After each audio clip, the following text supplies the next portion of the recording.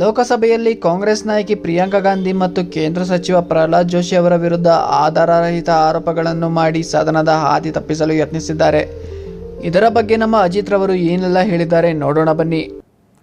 ಧರ್ಮೇಂದ್ರ ಪ್ರಧಾನ್ ಅವರ ರಾಜೀನಾಮೆಯ ನಂತರ ಶಿಕ್ಷಣ ಇಲಾಖೆಯ ಹೊಣೆಗಾರಿಕೆಯನ್ನು ಪ್ರಹ್ಲಾದ್ ಜೋಶಿ ಅವರಿಗೆ ವಹಿಸಲಾಗಿದೆ.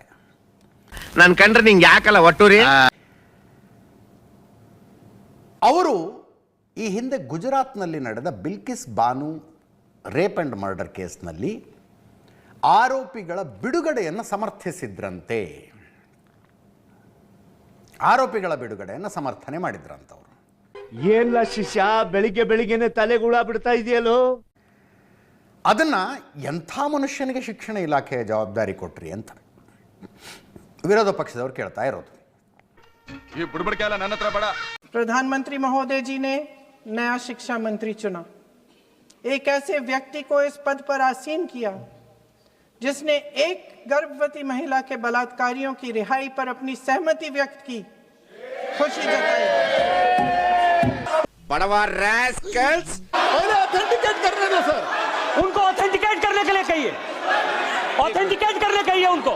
जो प्रहलाद जोशी जी ने बिल्किस बानो के बलात्कारियों की रिहाई पर जो बयान दिए, उसका प्रमाण मैं आपको दे दूंगी.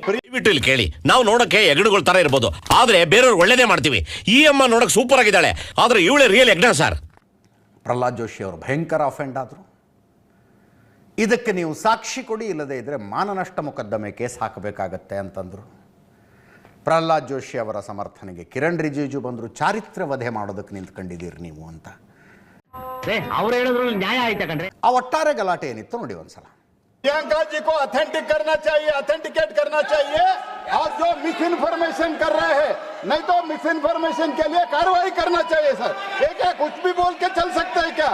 और procedure for the minister the correcting the mistake 114 में अगर वो आपने जो रूल का जिक्र किया 353 में, मुझे कोई नोटिस नहीं दिया है, मैं इधर प्रेजेंट हूँ, और मैंने ऐसे कैसे बिना ऑथेंटिकेशन बोल सकते हैं मुझे बिना नोटिस दिए हुए. इसलिए मैं इसको खंडन करता हूँ और उसको एक्सपेल करना चाहिए और उनको माफी मांगना चाहिए. ಆಧಾರವಿಲ್ಲದೆ ಆರೋಪಿಸಿದ ಪ್ರಿಯಾಂಕಾ ಗಾಂಧಿ ಅವರಿಗೆ ನಮ್ಮ ಹೆಮ್ಮೆಯ ಕನ್ನಡಿಗ ಸಚಿವ ಪ್ರಹ್ಲಾದ್ ಜೋಶಿ ಅವರು ಸುಮ್ಮನೆ ಕೂರಲಿಲ್ಲ. ನಿಯಮ ಪುಸ್ತಕ ಹಿಡಿದು ಕಾಂಗ್ರೆಸ್ನ ಈ ಸುಳ್ಳು ಮತ್ತು ಅಪಪ್ರಚಾರಕ್ಕೆ ತಕ್ಷಣ ತಕ್ಕ ಉತ್ತರ ನೀಡಿದರು. ಕಾಂಗ್ರೆಸ್ಸಿಗೆ ಸುಳ್ಳು ಹೇಳುವುದೇ ಒಂದು ಅಭ್ಯಾಸವಾಗಿ ಹೋಗಿದೆ. ನಿಮ್ಮ ಬಳಿ ಸಾಕ್ಷಿ ಇದ್ದರೆ ತಕ್ಷಣ ಪ್ರಮಾಣೀಕರಿಸಿ, ಇಲ್ಲದಿದ್ದರೆ ಸದನದ ಬಳಿ ಕ್ಷಮೆ ಕೇಳಿ ಎಂದು ಜೋಶಿ ಅವರು ಪ್ರಿಯಾಂಕಾ ಗಾಂಧಿಗೆ ನೇರ ಸವಾಲೆಸೆದರು. ಅಭಿವೃದ್ಧಿ ವಿಷಯಗಳಲ್ಲಿ ಚರ್ಚೆ ಮಾಡಲು ಕೈಲಾಗದ ಕಾಂಗ್ರೆಸ್ ಸಂಸತ್ತಿನಲ್ಲಿ ಕೇವಲ ಚಾರಿತ್ರ್ಯವಧೆ ಮತ್ತು ಸುಳ್ಳು ಸುದ್ದಿ ಹರಡುವ ಕೆಲಸ ಮಾಡುತ್ತಿದೆ. ಸತ್ಯದ ಪರವಾಗಿ ನಿಂತು ಕಾಂಗ್ರೆಸ್ನ ಸುಳ್ಳನ್ನು ಬಯಲು ಮಾಡಿದ ಪ್ರಹ್ಲಾದ್ ಜೋಶಿ ಅವರ ಈ ಧೈರ್ಯಕ್ಕೆ ನಿಮ್ಮ ಬೆಂಬಲವಿದೆಯೇ? ನಿಮ್ಮ ಅಭಿಪ್ರಾಯವನ್ನು ಕಮೆಂಟ್ ಬಾಕ್ಸ್ನಲ್ಲಿ ತಿಳಿಸುವುದನ್ನು ಮರಿಬೇಡಿ. ವಿಡಿಯೋ ಇಷ್ಟ ಆಗಿದ್ರೆ ಲೈಕ್, ಶೇರ್ ಮತ್ತು ಸಬ್ಸ್ಕ್ರೈಬ್ ಮಾಡೋದನ್ನು ಮರಿಬೇಡಿ. ಮುಂದಿನ ವಿಡಿಯೋದಲ್ಲಿ ಸಿಗೋಣ.